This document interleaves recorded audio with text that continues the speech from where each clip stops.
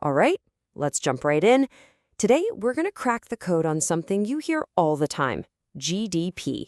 Especially if you're prepping for the GED, you've absolutely got to know this. So let's do it. You know how it is. You're flicking through the news, scrolling on your phone, and bam, there it is again. GDP is up. Oh no, GDP is down. It's everywhere, right?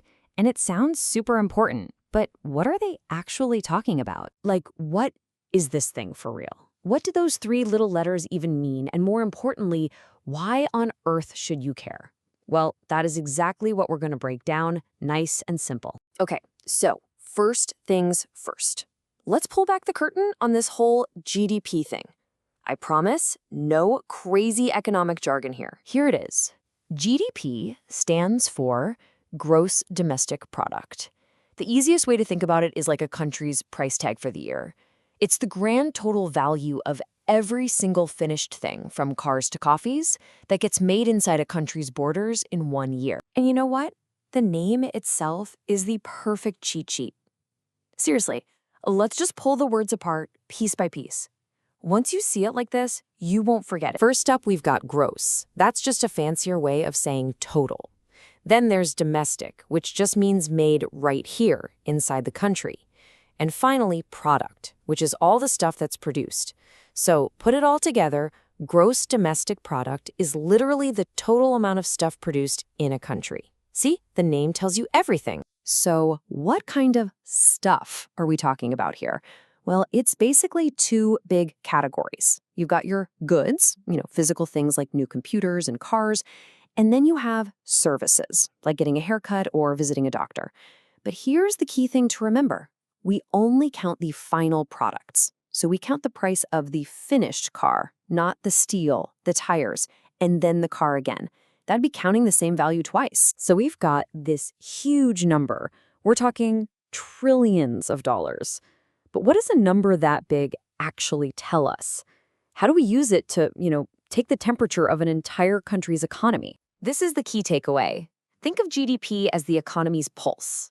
If GDP is high and it's rising, that's a great sign. It generally means the economy is strong and growing. But if GDP starts to fall for a while, that's when you hear economists talk about a slowdown or maybe even a recession. And here's a fun fact for you. The US has the biggest GDP in the world. It was over $25 trillion in 2022. And when you see it on a chart like this, it just clicks. You can literally see the story. Those bars getting taller and taller from 2020 through 2023, that paints a perfect picture of economic growth. It suggests more jobs, more opportunities, and a healthy economy. Now let's bring it all back to the GED test. Here's the good news. They aren't going to ask you to calculate GDP. No way. They just want to know that you understand what it represents in the big story of the economy. You are super likely to see a question that looks almost exactly like this one. It'll give you a simple scenario, maybe a graph like we just saw, or a sentence just like this, and it'll ask you to interpret it. All they're testing is one simple idea. Do you know what a rising GDP means? And the answer is economic growth. That's it. If GDP is going up, the economy is growing. It is that direct. So when you see this on your test, you're going to know exactly what it is. You've got this. So, we know GDP is a powerful number for measuring how much stuff an economy is cranking out. But this leads to a much bigger question, one that people are debating all the time. It measures economic output, sure, but does it measure how happy people are, or if things are fair for everyone? Does a huge GDP mean a country is successful in all the ways that really matter? It's a really interesting thing to think about.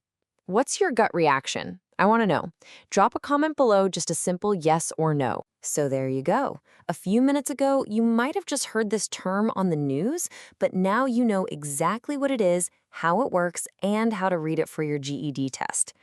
GDP tells a big story about the economy, and now you can actually read it. Hey, if this explainer helped make GDP finally click for you, do us a favor and hit that like button so we know we helped.